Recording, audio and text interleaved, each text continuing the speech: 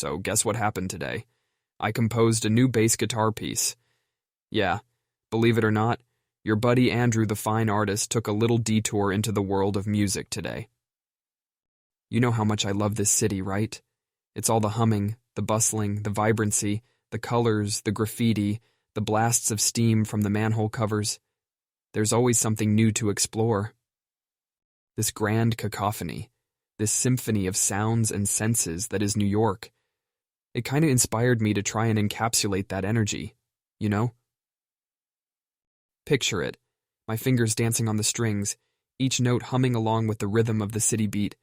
It was totally spontaneous, a moment of inspiration. Nina and I were chatting and there it was, an idea. We were talking about that distinctive sound, the spirit, the vibe of NYC, and I thought to myself, how about a melody that reflects that vibrant energy? I mean, we're artists, right? And isn't the city one of the best muses? Without giving it another thought, I just picked up my bass and started strumming, trying to tease out the rhythm, the heartbeat of the city.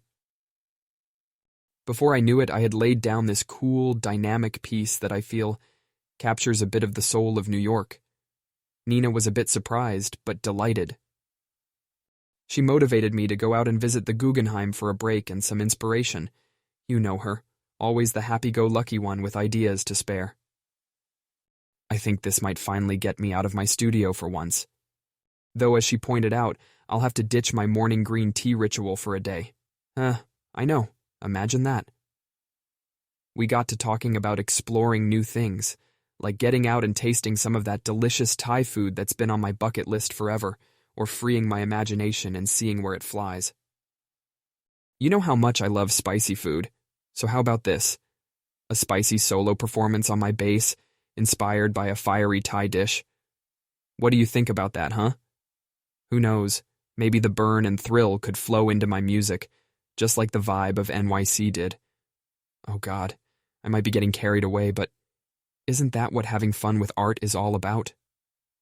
I'll keep you posted on how that turns out. Anyway, I need to get back to work. The city is calling and my canvas is waiting. Don't forget to give your creative spirit some wings too today.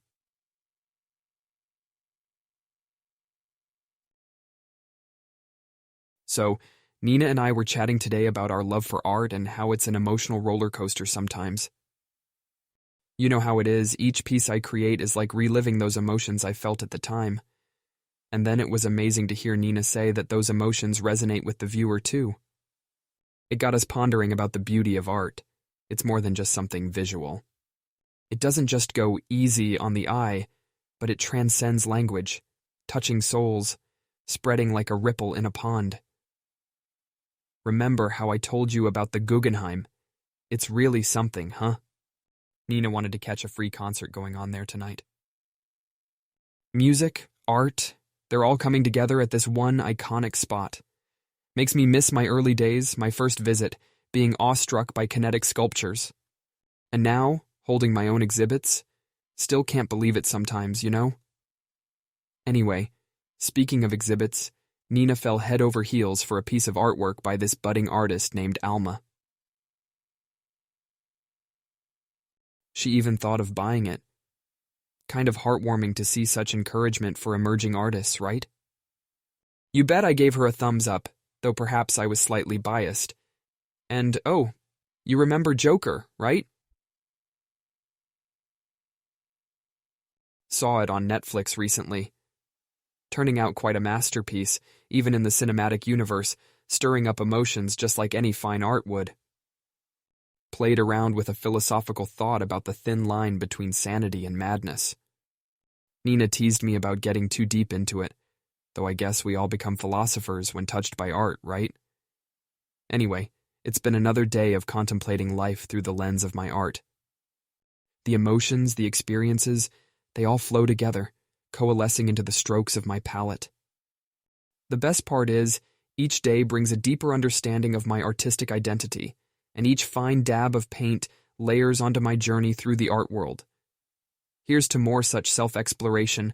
The canvas is my mirror, and the brush my thought. Today, I plunged headfirst into the perilous world of spreadsheets and calculations. Yep, you heard right. Your friend Andrew got a little taste of finance today. I attended this really interesting webinar given by Taylor, all about financial management for freelance artists like yours truly. Man, that guy knows his numbers. He laid it all out, from how to keep track of income and expenses for our art commissions to planning for those dry spells when the commissions are sparse. It's certainly a different ballpark from mixing paint on a palette, but hey, even artists need to eat, right?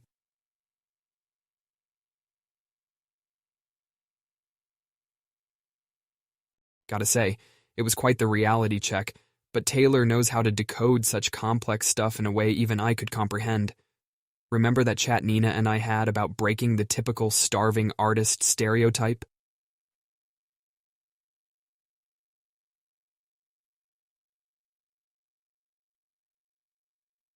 Well, this was my first baby step in that direction, if you will. Making money from art is one thing, but managing it wisely, battling it out with numbers and figures, that's a whole other beast. But it's a game I'm eager to learn. Sometimes I surprise myself at my own adaptability. I mean, who thought Andrew Green could ever bluff his way through finance? Speaking of surprises, guess what I'm having for dinner tonight? If you guessed sushi, you're spot on. Yep, this artist not only creates masterpieces with a brush and canvas, but also perfectly places that sushi roll in the soy sauce without it disintegrating. The battle of tuna versus salmon called for a tiebreaker, and my lovely friend Nina voted for the underdog. Salmon it was. Tell me, what's your pick, tuna or salmon?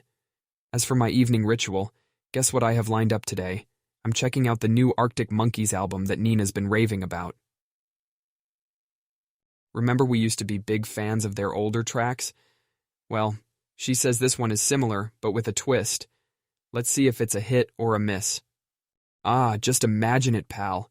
A healthy helping of sushi, some Arctic monkeys playing softly in the background, and in front of me, a blank canvas just begging to be painted. Now that's my version of a perfect evening. It's these little pleasures of life that make our mundane day spin into something delightfully charismatic. Don't you think? On another exciting note, it's supposed to snow tonight. Remember our epic snowball fights? Well, I just challenged Nina for round 2. The battlefield is all set. You better start practicing because you're next on my snowball hit list.